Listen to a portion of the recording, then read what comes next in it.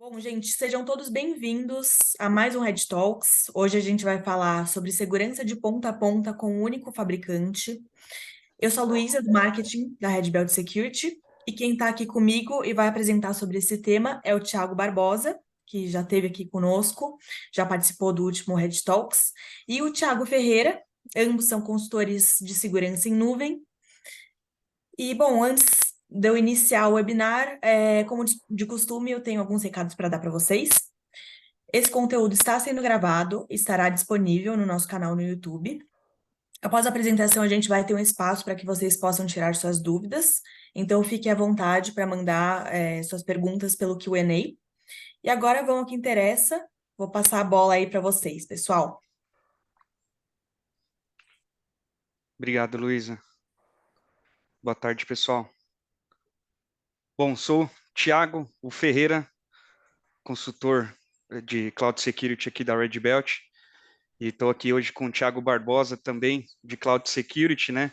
É um pré-rec aqui da área ser Thiago, né?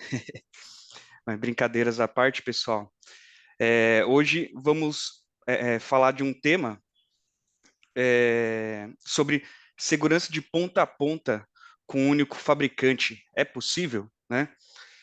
Então, hoje sabemos que a segurança da informação é uma preocupação crescente no mundo digital, né? E com ameaças em constante evolução, as organizações estão buscando soluções abrangentes e eficazes para proteger os seus dados, sistemas, enfim. E aí fica um questionamento, né? É possível alcançar um nível de segurança de ponta a ponta utilizando um único fabricante?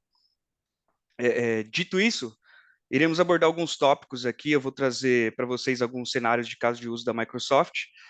Eu vou começar com um assunto que eu acho interessante, que é sobre acessos, né? Quando falamos de acesso, pode ser um termo muito genérico, não genérico, generalista, né? Mas inicialmente o que eu quero abordar é sobre revisão de acesso. Ou, na verdade, né, a ausência do processo de revisão de acesso. Então, quando falamos de ausência do processo de revisão de acesso, o que estamos querendo dizer com isso, né? É aquela falta de higienização voltada a funções, grupos, aplicativos. Então, citando um exemplo, ali existe um projeto, né? E nesse projeto foi concedido algumas permissões para usuários, seja usuários da própria empresa ou de empresas terceiras, né? Na verdade, é bem comum esse cenário. Então, foram dadas algumas permissões com um nível elevado de, por exemplo, administrador de Tiago, segurança. Opa, Tiago, só falando que para mim aqui não mudou o slide. desculpa. Eu que vacilei aqui, Thiago. Pronto, desculpa.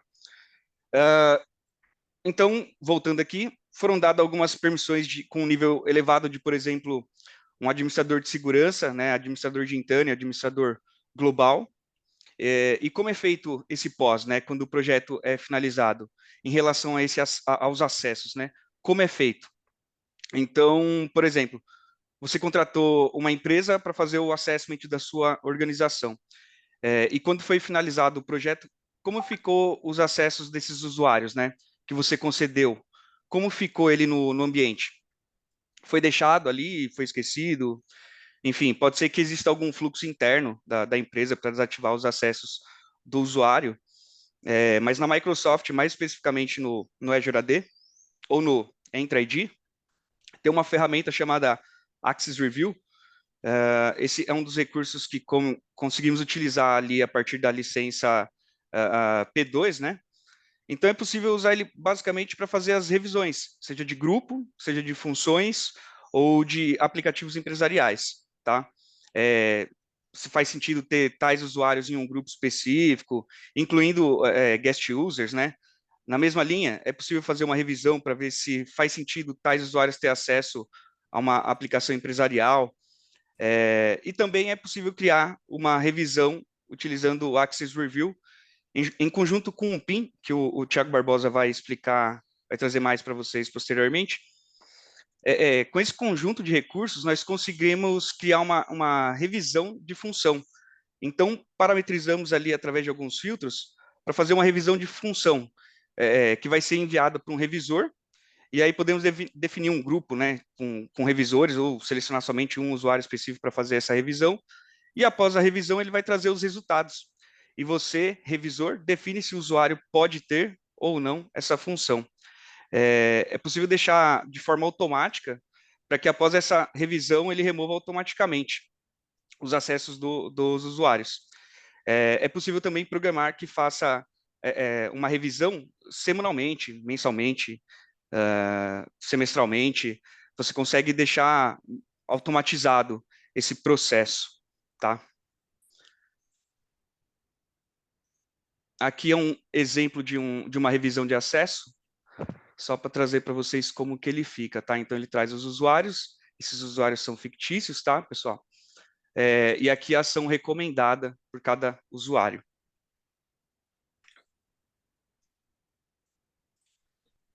Vamos falar um pouquinho aqui, então, sobre gestão de identidade, né? Ah, falando sobre isso, a gente já sabe que a Microsoft hoje mudou o nome, né? Ela gosta de mudar um pouquinho o nome das suas ferramentas, né? Então, a principal ferramenta hoje da Microsoft sobre gestão de identidade acaba sendo o nosso Azure AD, né? Então, o Azure AD hoje faz parte do Microsoft Entra,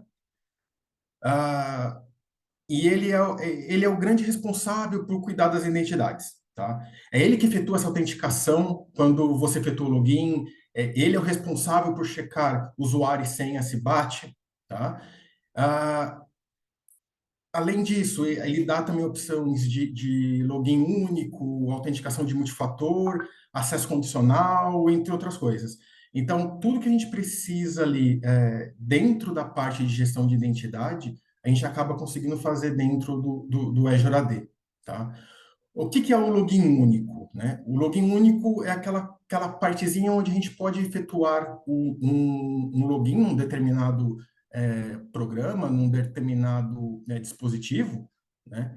Utilizando o mesmo método de autenticação que você usa dentro da sua empresa, né?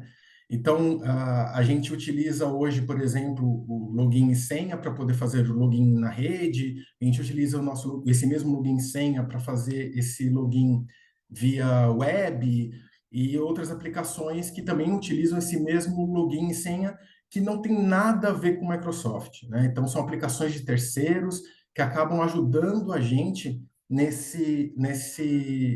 parte de login único, né? Então, vários protocolos hoje existem para facilitar um pouquinho essa parte de logon. O SAML é o mais utilizado, até mesmo por causa de segurança, né? E tudo mais. A parte de acesso condicional, então, é ele que faz é ele que informa se um usuário pode ou não fazer um login num determinado recurso dentro da Microsoft, né? Então, o MFA garante que a pessoa realmente é, é quem ela diz que é, né? Então, a gente pode fechar algumas regras ali de acesso para poder ter certeza que aquela pessoa realmente é ela mesma. Então, a gente pode informar, por exemplo, que só vai fazer o acesso a determinado recurso vindo de um determinado IP, que é o IP dessa pessoa, por exemplo, né? Então, ele acaba dando essa garantia para a gente de que a pessoa realmente é ela, junto com o MFA, né? Então, além de login e senha, por assim dizer, a gente utiliza ainda um segundo fator ali de autenticação para a gente ter mais certeza ainda que realmente é a pessoa, né? E junto com a governança que a gente tem hoje no Azure AD, a gente tem muito insumo para verificar o que está correndo com os nossos usuários, tá? Então, com isso, a gente acaba tomando a gente consegue tomar muitas precauções que a gestão de identidade precisa para a gente ter um ambiente seguro. Então, a gente consegue verificar toda a parte de log, toda a parte de quem fez o quê, né, dentro da nossa ferramenta. E então a gestão de identidade acaba ficando uma coisa um pouco mais simples. Estamos falando de tudo de um portal único, então a gente não precisa muitas vezes ter que ficar caçando as coisas, né? Tá tudo ali dentro de um portal único, o que facilita bastante aqui a nossa gestão, né, Thiago? Com certeza. Seguindo aí. O PIN. Uma grande dor que a gente tem hoje é conseguir garantir que a pessoa tenha um acesso privilegiado, né, apenas quando é necessário. Então, a gente evitar, por exemplo, entregar um acesso de Global Administrator, que tem força total dentro de um tenant, para uma pessoa que fica 24 horas por dia, 7 dias por semana. Eu sei que, normalmente, quando eu venho aqui falar da Red Talk, a gente acaba sempre batendo um pouquinho nessa tecla, porque ela é uma tecla extremamente importante, tá? Então, a gente precisa garantir que esse acesso seja dado somente quando é realmente necessário. E o PIN entra muito para ajudar a gente nessa questão, né? Então, a gente consegue liberar o acesso somente para as pessoas que precisam e somente pelo tempo necessário, né? Então, deixar um usuário ali administrativo, então, por 8 horas, 2 horas, né, 3 horas, dependendo do trabalho que for necessário, e, além disso, o PIN ele ainda vem com uma questão de que essa solicitação pode depender ainda de uma aprovação. Então, a gente ainda consegue mandar para um grupo de aprovadores para falar, poxa, o Thiago Ferreira está querendo logar agora às 23 horas, está pedindo um acesso administrativo. Ah, vamos barrar, né? Não faz sentido esse acesso, né? Então, entendo que seja muito mais cômodo a gente trabalhar com acesso dado 24 horas, porque a gente não tem problema, né, de um problema administrativo, não tem esforço administrativo em cima disso, porém é uma coisa um pouco mais perigosa, né? Então, a gente ainda pode colocar ali na solicitação a justificativa, tem vários recursos que a gente consegue colocar dentro do PIN, e isso para cada um dos acessos administrativos dentro do Azure, que, se eu não me engano, são mais de 60 acessos administrativos.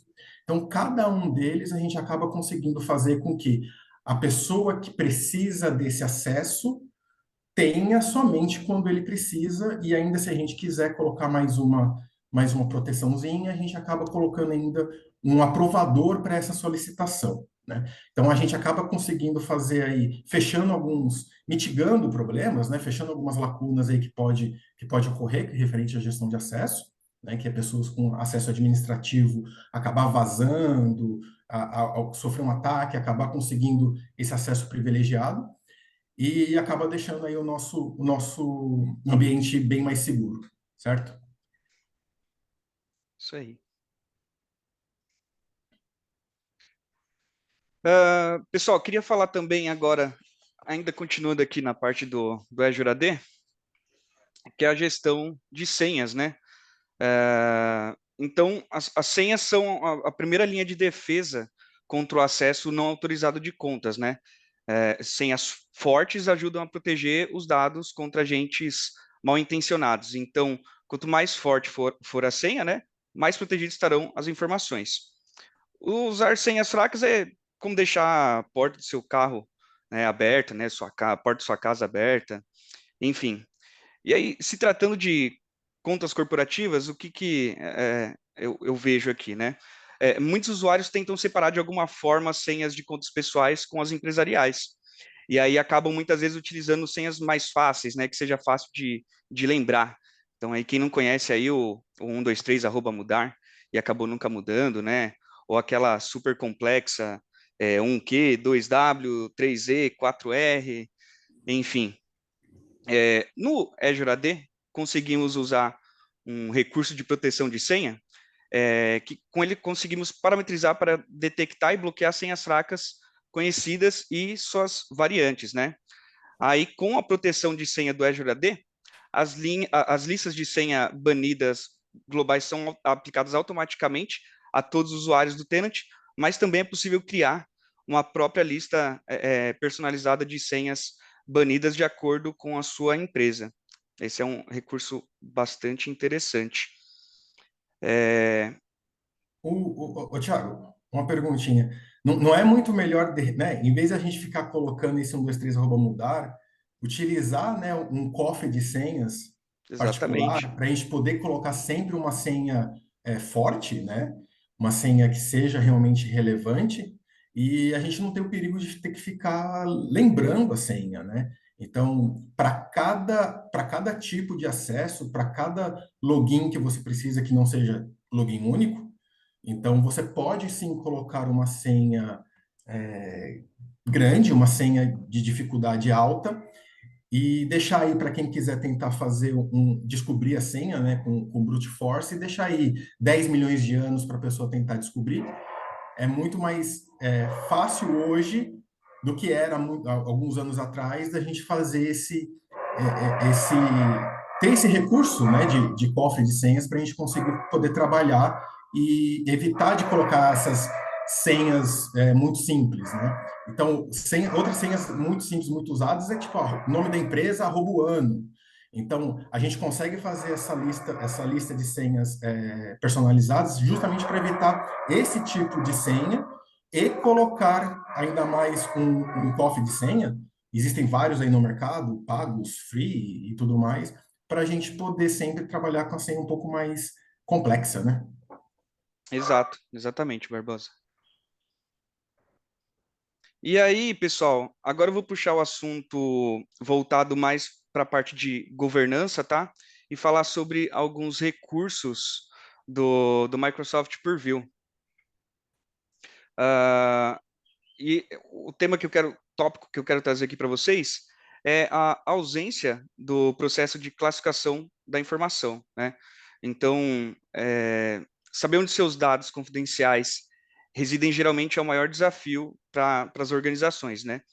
E a ausência desse processo de classificação da informação é uma preocupação significativa em relação à segurança. Então, a classificação da informação envolve rotular os dados de acordo com a sua importância, sensibilidade, níveis de acesso, e é uma parte fundamental de qualquer estratégia de proteção de dados, tá? A falta desse processo pode resultar em várias questões e desafios, né? Como, por exemplo, risco de vazamento de dados, falta de controle de acesso, gestão ineficaz de dados, né? Conformidade regulatória, entre outros por aí. E aí que entra a proteção de informações do Microsoft Purview, conhecido anteriormente como MIP, né, Thiago? Isso. Eles gostam de mudar nome, né? Nossa Senhora. Mas, enfim. E aí, diante de tudo isso que foi falado, né, a proteção de informação desempenha esse papel fundamental na parte de gerenciamento de informações e segurança de dados. A principal finalidade é garantir a confidencialidade, integridade e disponibilidade dos dados da organização. Com ela, conseguimos contemplar, né, através de rótulos, realizar a classificação de dados de forma adequada, atendendo assim o controle de acesso, prevenção contra vazamento de dados, conformidade regulatória, né, proteção de propriedade intelectual da organização, trazendo assim uma colaboração segura e mantendo os dados sobre o controle, né? É um recurso muito bom, mas antes tem que ter uma estratégia não só de implementação, como também como vão ser definidos os rótulos, quais rótulos vão ter criptografia, quais não vão ter, né? E claro, um treinamento com todos os colaboradores, dando a instrução, né, de como utilizar de forma adequada não só os rótulos, né, mas também a informação, né, os dados da empresa. E aí, com isso, Barbosa, me diz aí, onde é que entra esse tal de IP Scanner, meu? O IP Scanner. Cara, o IP Scanner, vamos lá.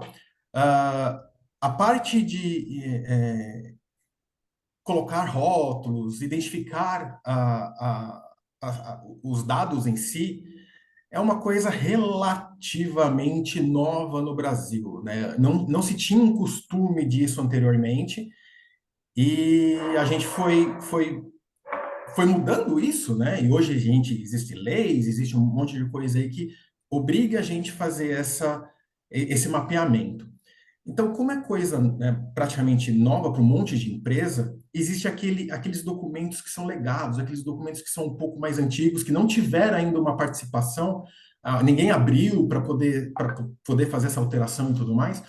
Então, o IP Scanner entra nesse quesito. Então, ele consegue fazer essa classificação de dados, né? Principalmente dados online, é muito mais simples você fazer essa classificação de dados online, então de SharePoint, OneDrive. Então, a gente consegue fazer essa classificação mais tranquilo dentro do Cloud Apps, né? E dados internos, que muitas empresas ainda têm file server, muitas empresas têm esses recursos dentro da sua estrutura, ainda não é uma estrutura de nuvem, é uma estrutura híbrida. Então, eles ainda preferem manter os dados dentro, estão fazendo a migração, enfim. Aí a gente consegue fazer esse mesmo IP Scanner dentro da nossa estrutura, só que aí requer um pouquinho mais de trabalho, né? A gente precisa de um servidor SQL, a gente precisa de algumas configurações específicas dentro da ferramenta do IP Scanner. Então, e é um pouquinho mais demorado, tá? Então, já tive algumas experiências aí de demorar 3 meses, 4 meses para conseguir fazer esse scan numa base grande aí de arquivos. Então, a gente consegue a gente consegue inserir esse rótulo, sim, né, nesses arquivos que são legados, por assim dizer, né, que são antes da empresa atribuir rótulos para os arquivos, e como a gente normalmente acaba forçando o usuário final a rotular, sim, indiferente de qual rótulo for, né, a gente acaba obrigando ele a fazer essa rotulagem. Então, esses outros arquivos que ninguém abre, ou, né, que já são arquivos um pouco mais antigos, acaba sendo necessário efetuar esse scan na rede para você conseguir colocar o rótulo. E a questão de a gente implementar os rótulos na empresa, né, como o Ferreira estava comentando aí, sem um devido treinamento para um usuário, ele, por exemplo, ele pode simplesmente virar e começar a catalogar tudo como e-mail externo, que não tem criptografia, que pode fazer qualquer coisa, né? Então, a gente conseguir ter essa conversa com os usuários, conseguir ensinar para eles qual é a importância. Porque se o usuário não entender qual é a importância da gente conseguir colocar um rótulo, ele vai colocar errado, ele vai colocar o que é mais fácil para ele, tá? Então, é extremamente importante, junto com os rótulos, junto com a empresa, marketing, RH, todos os setores que acabam mandando comunicado, né? A gente conseguir fazer essa ajuda para os usuários, essa conscientização de que é importante e ele precisa fazer isso corretamente. Os dados hoje não são brincadeira. Hoje o dado é coisa muito séria hoje aqui no Brasil, né? Então, o IP Scanner ele vem para ajudar esses dados que já foram criados. Então, tudo relacionado a pacote Office, PDF, tudo a gente consegue colocar lá um rótulo em cima dele, atribuir criptografia se necessário. Então, atribuir criptografia seria o fato de repente, esse dado não poder sair da empresa. Então, ninguém pode mandar para e-mail externo. Então, quando a gente coloca o IP Scanner para fazer esse scan, a gente já precisa atribuir um rótulo para esses documentos, né? Então, a gente pode, de repente, encontrar alguma coisa, algum dado sensível e rotular ele de uma forma, arquivos que não possuem dados sensíveis, rotular de outra. Então, ele vem aí para somar e deixar a empresa aí um pouco mais segura. Bom, é importante salientar, né, que o IP Scanner aí, então ele não vai funcionar somente com SharePoint, né? Então, se eu tiver um servidor de arquivos on-prem, ele vai funcionar Exato. também. Isso é legal.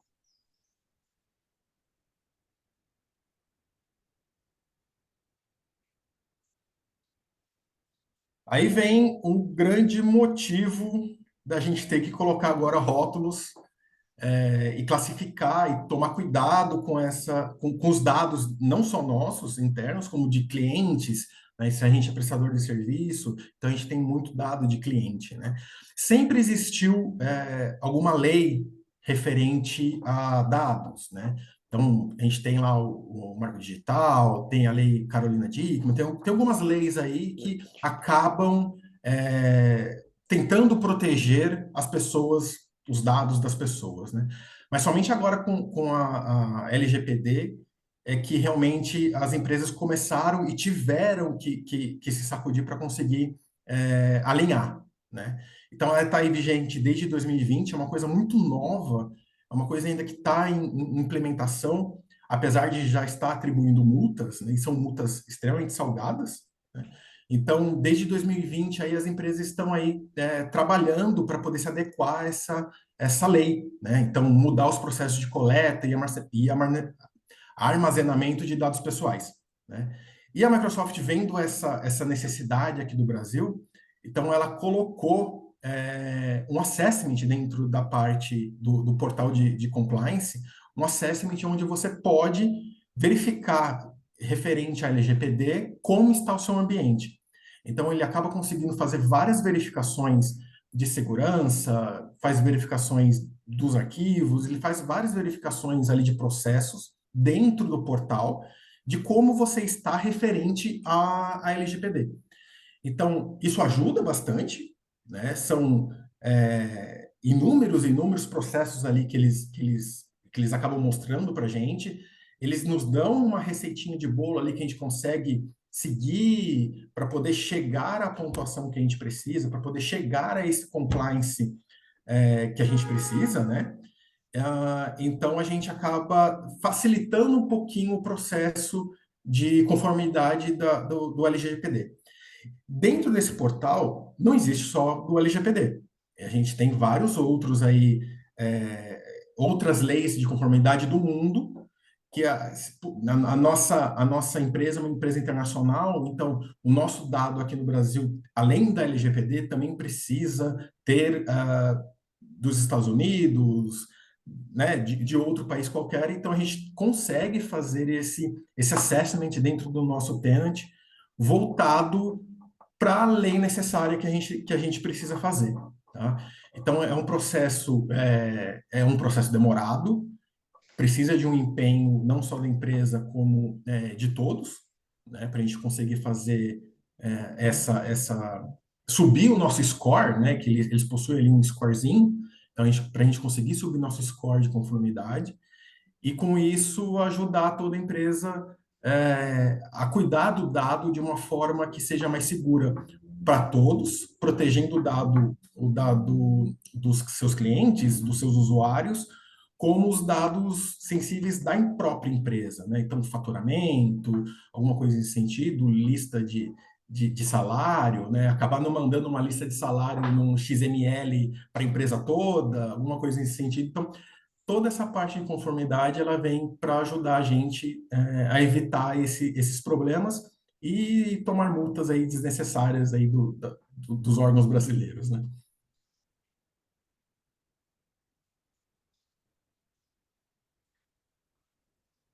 Hoje todo mundo sabe que quando você está lá ligando para aquela sua empresa que te dá internet em casa, né? Então eles falam lá na URA que a gravação a ligação está sendo gravada e você pode solicitar essa gravação quando você quiser, né? Então eu tenho o poder de solicitar para a empresa que eu quero saber onde estão meus dados e como eles estão usando, né? Então, isso é uma coisa que é feito muitas vezes, né? Então, principalmente a gente como prestador de serviço, então a gente acaba precisando ter essa facilidade de entrega, né? E aqui na Microsoft a gente acaba conseguindo fazer um e-discover pelo Azure, né? Então, ele ajuda a mapear justamente a mapear e identificar esses dados pessoais, esses dados sensíveis em toda a organização. Então, pela busca avançada dele, a gente encontra muito rápido essas informações, né? E quanto mais rápido a gente encontrar, mais rápido a gente acaba entregando para o cliente e ele fica mais feliz. Então, o e-discovery, ele é o responsável hoje por fazer essa busca dentro da nossa empresa, por fazer a busca dentro do nosso tenant, das coisas que a gente possui, para a gente poder entregar para o usuário onde estão os dados dele. Isso é muito importante. Então, a gente consegue algumas informações de que o dado pode ter sido enviado para alguém que, de repente, não deveria ter sido, né? Então, a gente consegue fazer uma descoberta total, por exemplo, desse CPF em questão, né? Então, hoje, o e-discovery ele acaba sendo uma ajuda muito grande aí dentro de DLP, né, que a gente acaba conseguindo fazer esse trabalho em cima para saber o que está acontecendo com os dados, com os nossos dados, né? Então, é isso aí. Show, show. Ainda falando aqui no Microsoft Purview, vou falar sobre o DLP, tá? Basicamente proteção contra vazamento de dados. A proteção contra a perda de dados é uma combinação de pessoas, processos e tecnologia que trabalham para detectar e prevenir o vazamento de dados confidenciais, né? Então, anteriormente eu falei ali sobre o IP, o MIP, né? E ele ajuda a ter um controle de risco de vazamentos. Em conjunto com a IP, temos ali no Purview a parte de prevenção contra a perda de dados, né? A prevenção contra a perda de dados ajuda a identificar e evitar o compartilhamento e uso inseguro ou inapropriado dos dados confidenciais, né?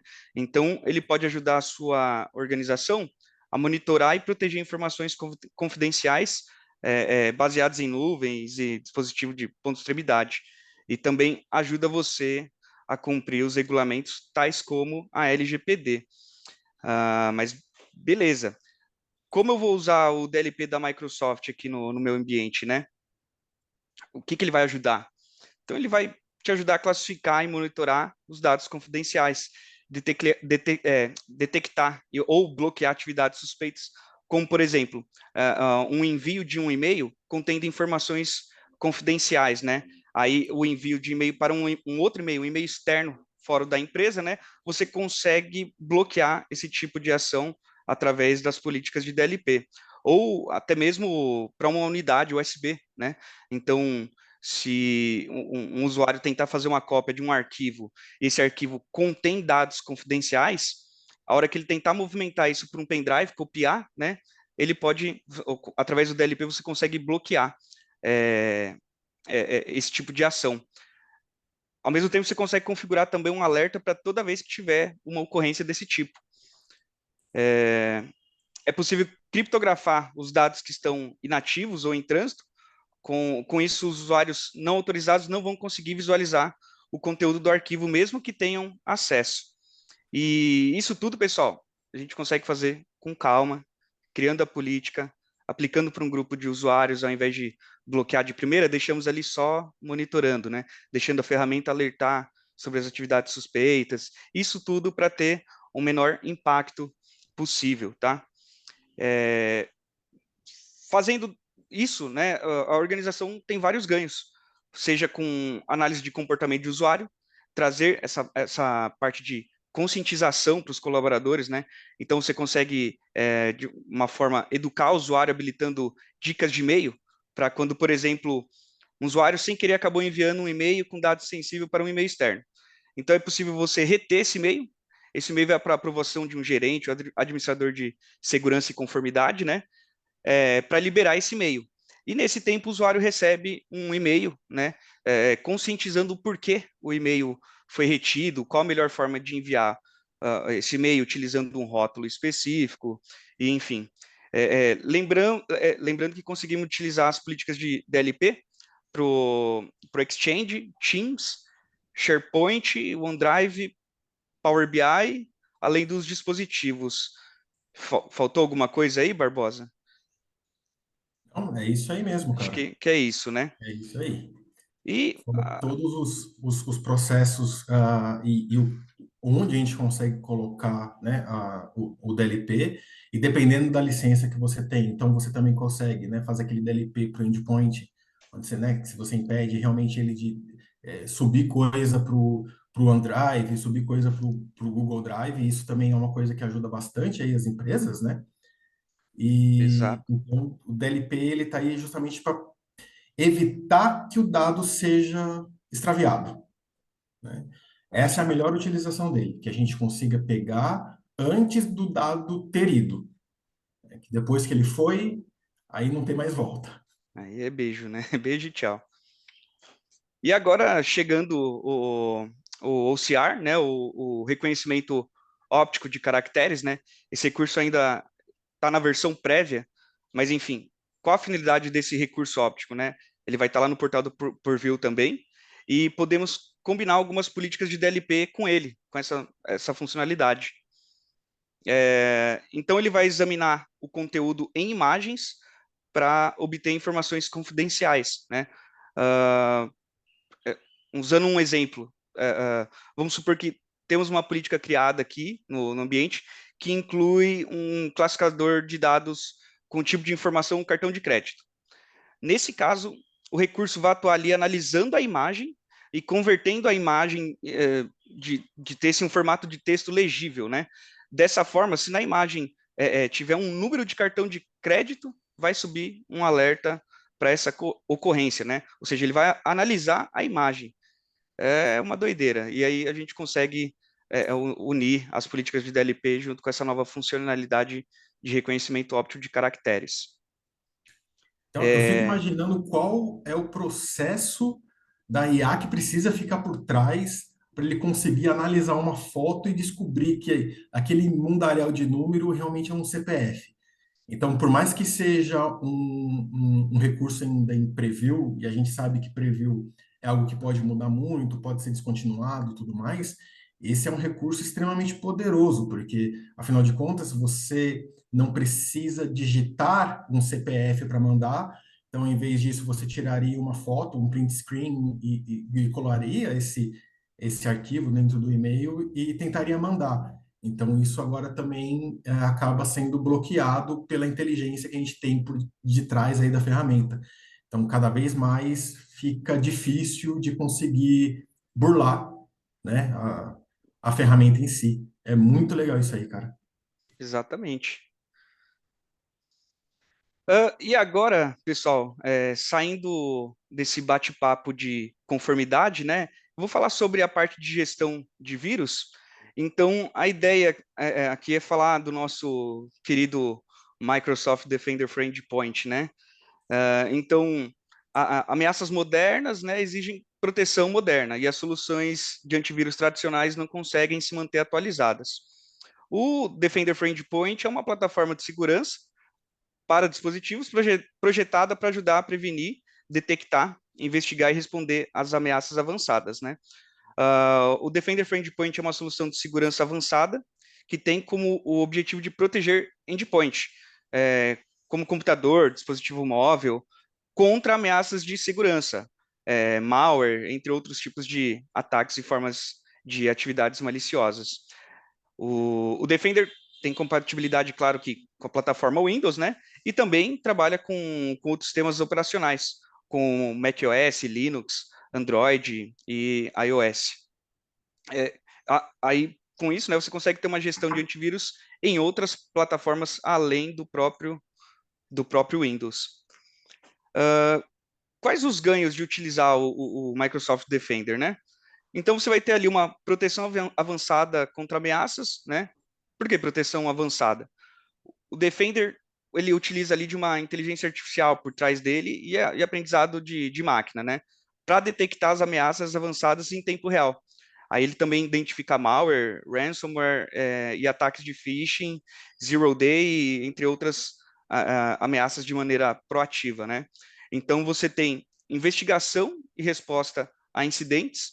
Você consegue fazer, por exemplo, o isolamento de um dispositivo comprometido, né? Você consegue isolar ele da rede para evitar que essa infecção se espalhe pelo ambiente. Com isso, você consegue ter uma gestão de vulnerabilidade para corrigir as falhas e reduzir a superfície de ataque, né? E como estamos falando de Microsoft, né? Existe toda uma integração de tudo que é Microsoft, ou seja, uma integração com todo o ecossistema Microsoft. Então, Defender for Endpoint vai se integrar ali, por exemplo, com o Microsoft Defender for Office 365, né? Para fornecer uma proteção abrangente contra ameaças de e-mail, incluindo phishing, malware, que são distribuídos por e-mail, né? E por conta disso, você acaba ganhando uma redução de custos, porque com ele você não vai precisar de outras soluções de segurança terceiro. Tá tudo ali incluso. Gestão de vírus, redução de superfície de ataque, gestão de vulnerabilidades.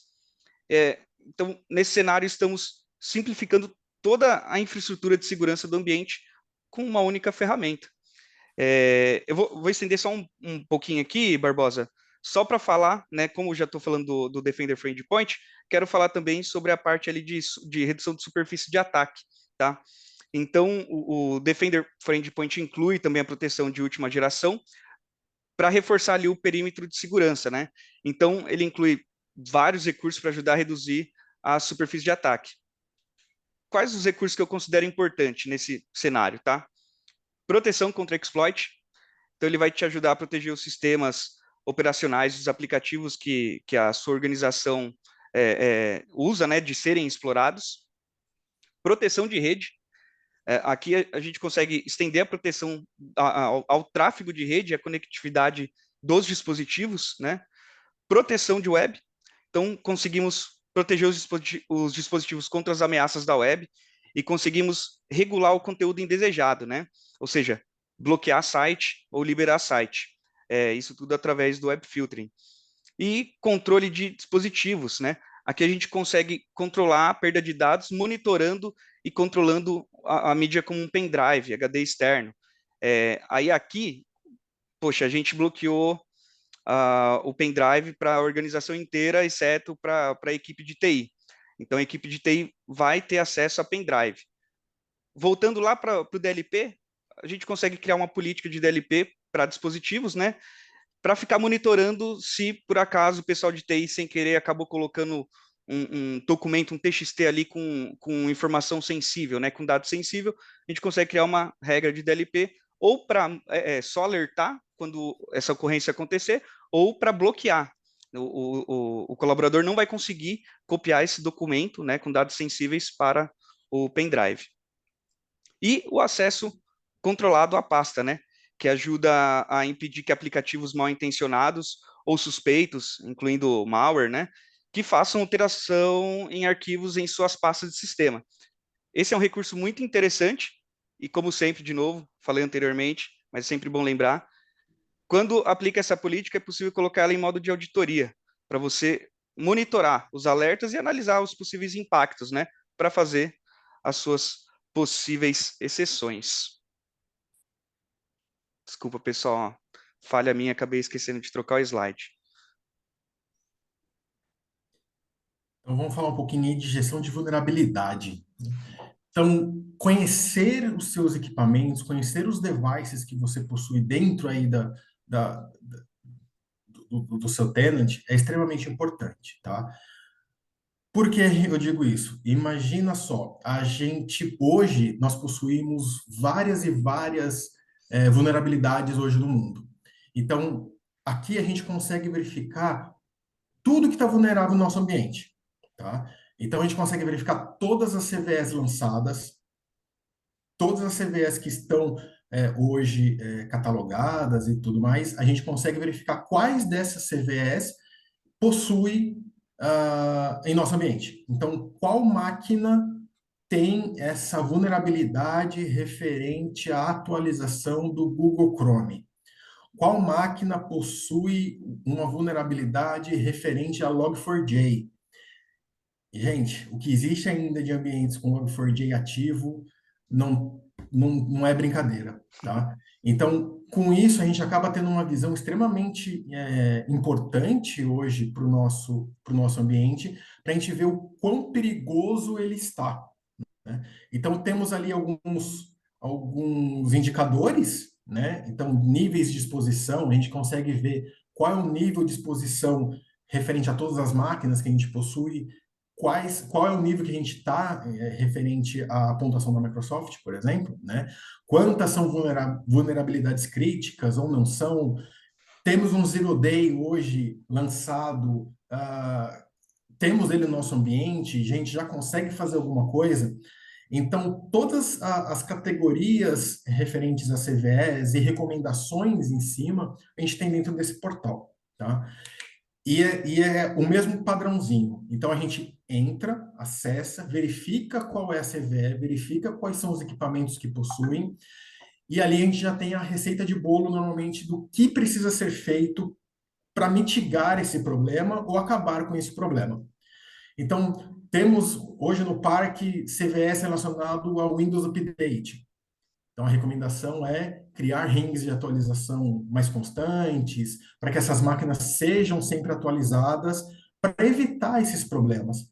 Então, muitas vezes, a gente sempre cuida da parte de segurança, a gente sempre cuida da parte de endpoint, mas a gente acaba esquecendo que existem softwares instalados dentro desse computador, né, desse device, e ele possui uma forma de sofrer exploit. Então, muitas vezes o ataque vem de repente, de um exploit que a gente conhece, um CVE que a gente conhece, já de 2003, que hoje persiste, de repente, em nosso ambiente, porque a gente tem, de repente, um ambiente legado. A gente tem ali um JavaScript que precisa rodar em cima né, de alguma coisa ali referente, e tem que ser um Java específico. A gente sabe, por exemplo, que Java é uma coisa complicada, porque muitas vezes ele precisa usar justamente uma versão específica de Java para conseguir rodar. E essa versão com certeza é antiga. Então, todos os problemas que a gente tem, todos os problemas que foram descobertos desde o lançamento dela, ainda fica muito ativo no nosso ambiente. Então, gerir essas vulnerabilidades é importante não só para a maturidade de segurança do nosso ambiente, como também garantir nossas noites de sono aí numa sexta-feira à noite, né? Porque normalmente é esse horário sempre que acontecem as coisas maiores do mundo, né? O famoso Então, sextou, né? o famoso sextou, mas nem tanto, né? Então, ter cuidado com esses ataques, com essas CVEs que já são CVEs conhecidas, já são vulnerabilidades conhecidas, né? Então, fazer um trabalho em cima disso garante você sua noite de sono, né, Thiago? É isso aí.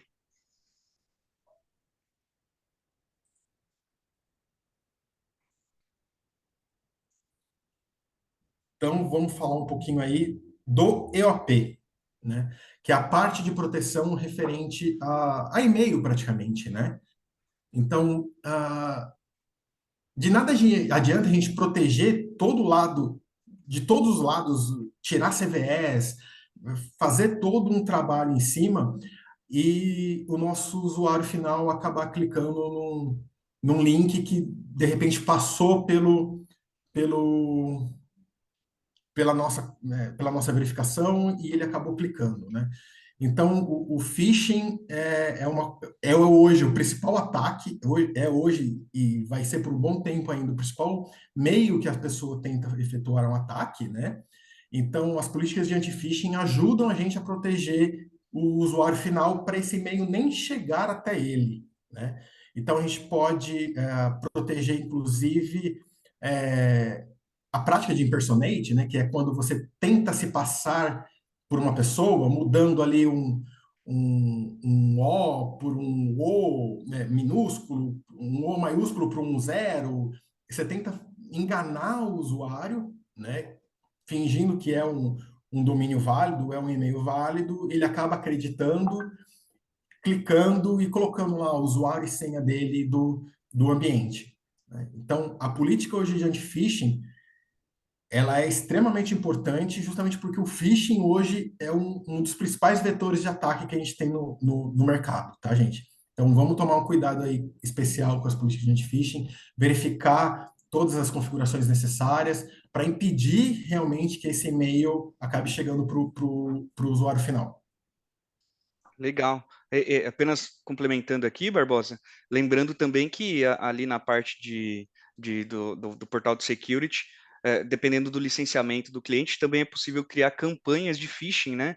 Então, nessas mesmas campanhas, tem, Isso. para quem cai, né, na pegadinha, tem treinamento desenvolvido pela própria Microsoft ali, de como evitar que você caia num phishing, né? Enfim, é uma parte bem completa e essa parte de OP da Microsoft realmente é muito boa, muito É, completa, né?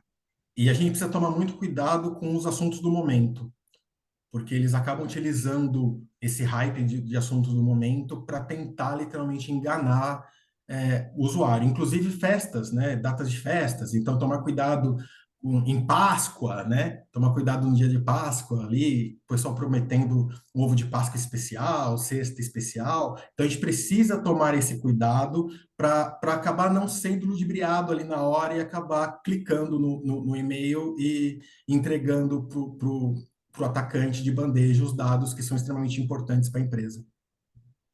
Isso aí. E, por fim, pessoal, queria falar rapidamente aqui com vocês sobre movimentação lateral, né? O que seria a movimentação lateral? É a capacidade de um invasor, uma vez dentro da rede, né, se mover lateralmente através de sistemas e recursos, né, explorando vulnerabilidades para ganhar acesso e alcançar o seu objetivo. Então, você tem ali, por exemplo, um AD local e o atacante vai usar técnicas de movimentação lateral até conseguir o acesso inicial. A partir daí, ele vai explorando a vulnerabilidade do seu ambiente, né? Para isso, temos o Defender for Identity, né? Que ele ajuda na identificação de movimentos laterais, fazendo análise de comportamento, né? Ou seja, ele monitora o comportamento de usuários, dispositivos, aplicativos na rede. Ele cria perfis de comportamento normais para cada entidade, né? E em seguida ele detecta anomalias, né? Como tentativas de acesso não autorizado ou alguma atividade suspeita que pode indicar movimentação lateral, né? Ele faz ali a parte de correlação de dados de várias fontes, né? Incluindo logs de autenticação, logs de diretório, registro de evento do Windows, entre outros, né? Para identificar padrões de comportamento suspeitos ou atividades não autorizadas. E quando uma atividade suspeita é identificada, o Defender for Identity gera alertas e ele mostra uma linha do tempo detalhada das atividades suspeitas. Isso ajuda na investigação do ataque, né, de movimentação lateral, permitindo que a gente visualize como o ataque se desenvolveu ao longo do tempo. De novo, né, a solução utiliza aprendizado de máquina e análise avançada para identificar ameaças, incluindo movimentação lateral com maior precisão. E só para salientar, né, o Defender for Identity ele se integra ali com o Defender for Endpoint, com o Cloud Apps, né? E aí com isso ele traz uma visão mais ampla e integrada de postura de segurança da organização, né? E com isso permitindo respostas coordenadas a ameaças. Você tem alguma coisa para acrescentar? Perfeito, Fera. Só uma coisa que eu acho interessante a gente comentar aqui também é que como essa solução ela utiliza machine learning, ela utiliza ali, ela verifica o que a pessoa faz, o que a pessoa não faz, para poder gerar um padrão. Então, quanto mais cedo você efetuar a instalação desse recurso dentro dos DCs, mais rápido você tem a proteção, né? Então não adianta eu instalar hoje e achar que hoje ele já vai conseguir fazer toda a leitura do ambiente, já vai entender como tudo funciona e já está protegido. Então ele precisa de um tempo para ele conseguir insumos, para ele poder entender como funciona o ambiente, né? Então, não é um tempo muito prolongado, mas é necessário ali um tempo para ele conseguir fazer essa verificação de ambiente, tá, gente? Então, tem licença, é possível fazer, coloquem todos os domain controllers que possuem dentro da empresa, tá? Para evitar justamente essa movimentação lateral dentro do ambiente on-premises. Show de bola. Pessoal, finalizando aqui, né? Finalizamos o assunto, né? E aí, portanto, respondendo a pergunta, né? É possível segurança de ponta a ponta com um único fabricante? Minha opinião aqui, tá, pessoal? É possível sim. Mostramos aqui algumas das diversas ferramentas da Microsoft que atendem a parte de segurança de ponta a ponta, né? De novo, dá para a gente ficar falando nesse webinar aqui mais umas 3 horas facilmente aí, tá? Ou até mais, só falando das tecnologias aqui da Microsoft, né? Por exemplo, não citamos ali a parte de Cloud Apps, do application, Web Application, né? Tem a parte de Defender for IoT, né? A Red Belt, ela tem essa frente de serviço também, né? Inclusive, aqui na nossa equipe tem um especialista, né, nessa parte de Defender for IoT, que é o João Claudino. Enfim, eu acho que isso aí merece até um tema A parte, né? específico, à parte, porque é muito grande o conteúdo, né? Então, de repente, ali, pegar o João, o Cesimar, vixe, aí é assunto para pelo menos 1h30, o básico ali, né? Mas, enfim, é, é, não é uma regra, tá, pessoal? Não significa que você tenha que usar só Microsoft. É tudo questão de estratégia de empresa também. Às vezes, ter mais de uma solução de outro fabricante ajuda em relação a ofertas, enfim, A diversos gente outros sabe que o que motivos. manda muito é valor, né? Exato, Então, de é o repente, carinho. tentar fechar um pacote para tentar deixar tudo com um fornecedor só facilita, principalmente na parte de gestão, onde você não precisa ficar indo em vários lugares diferentes para fazer a verificação que é necessária, né? Então, eu concordo com você, sim, é totalmente possível, inclusive é preferível, né? Justamente por causa de gestão. Então, a gente consegue gerir muito mais fácil, estando tudo num fornecedor só. Mas não é via de regra e não é necessariamente obrigação de ter isso, né? Apenas é uma facilidade, porque às vezes, por exemplo, a gente com Microsoft, a gente acaba, a integração acaba sendo um pouquinho mais avançada, né? Um pouquinho melhor ali, por assim dizer, né? A abertura para outros sistemas operacionais, ela existe. Inclusive, eu acho que já existe algumas partes para o sistema operacional do Google, se não me falha a memória, já existe algumas coisas ali que a gente consegue trabalhar, acho que com acesso condicional, alguma coisa assim, já com o sistema operacional do Google, mas são coisas que estão ainda em implementação. Então, a gente tem algumas restrições por falar de SOs que não são, por exemplo, Windows. Então, não tem como dizer, mas o Windows hoje ainda é o principal sistema operacional do mundo. Então, se a gente conseguir deixar ali ainda tudo integrado no mesmo fornecedor, acaba sendo um pouco mais fácil, né? Exatamente. Exatamente. Pessoal, é isso que eu e o Barbosa quisemos trazer aqui de informações para vocês, né? É, alguém tem alguma dúvida referente ao que a gente falou aqui? Oi, pessoal, recebi uma dúvida aqui. Vou ler para vocês. Esse recurso de OCR do DLP tem algum custo adicional fora a licença? Tem.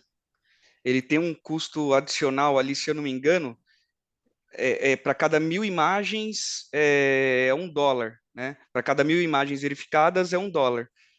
Então, por exemplo, ele vai analisar um documento PDF ali. Se um documento PDF tiver 20 imagens, vai ser contabilizadas 20 imagens e assim por diante, né? Então, se eu não me engano, é isso aí, é $1 a cada 1.000 itens verificados. Então, tem esse custo adicional, sim. Perfeito. Bom, pessoal, a gente não recebeu mais nenhuma dúvida, mas assim, vou deixar esse tempinho aqui para caso vocês tenham. Enquanto isso, queria agradecer aos Thiagos, né, Thiago Barbosa e Ferreira, pela apresentação. Espero que todo mundo tenha aproveitado esse conteúdo, né? Obrigada também a todos os participantes, todo mundo que esteve conosco até aqui. E aproveito para deixar o nosso contato, né? contato@redbelt.com.br. Então, se vocês tiverem alguma dúvida depois do webinar, a gente disponibiliza esse contato para vocês. E também aproveito para convidar vocês a seguir a Red Belt nas redes sociais. Então, é @RedBeltSecurity em todas as plataformas, Instagram, LinkedIn, YouTube. E a gente também tem o Redcast, que é o nosso podcast nas principais plataformas de áudio. Temos mais uma dúvida aqui. Deixa eu ler para vocês. O DLP trabalha facilmente com informações brasileiras, RG, CPF, etc? trabalha assim facilmente com informação brasileira. Ele tem um indicador próprio para RG e CPF, então ele tem informações brasileiras lá, né? A única questão que você precisa se atentar é o quanto você quer que o DLP tenha certeza que é um CPF ou um RG para poder te gerar o alerta. Por exemplo, se você colocar um CPF com números, pontos e traço, vai ser diferente de você colocar um CPF direto, né, sem essas informações, ou separando por linhas. Então, depende só do quanto que você quer ter a certeza de que é. Ah, eu quero ter a certeza absoluta, então vai ser ponto, ponto, ponto, traço. Aí ele vai te trazer essas informações e vai deixar outras de fora. Então, aí só precisa de um alinhamento quando você criar a regra de DLP, verificar a auditoria, fazer testes para ver se aquele nível está bom ou não para vocês. Aí. Tô, perfeito. Eu acho que isso respondeu bem a questão. Então, gente, esse webinar vai estar disponível a partir de amanhã no YouTube. Nosso próximo Red Talks é sobre coleta de informações sobre ameaças em OT. Então, o Thiago Ferreira estava falando sobre OT, né? A gente vai ter esse Red Talk semana que vem, essa conversa, Oh, né, com a Ilson Júnior, que já esteve aqui. E é isso, pessoal. Se vocês tiverem mais alguma dúvida, entrem em contato com a gente, com o Thiago, né, com o Thiago Barbosa, com o Ferreira. E é isso, eu vou encerrar aqui o Perfeito. webinar. Muito Obrigada, obrigado, Luísa. obrigado, Obrigado, Barbosa. gente. Obrigado, Luísa. Valeu, Obrigado, Ferreira. pessoal. obrigada, gente. Boa noite. Valeu. Tchau, tchau. Boa Boa noite. noite. Tchau, tchau.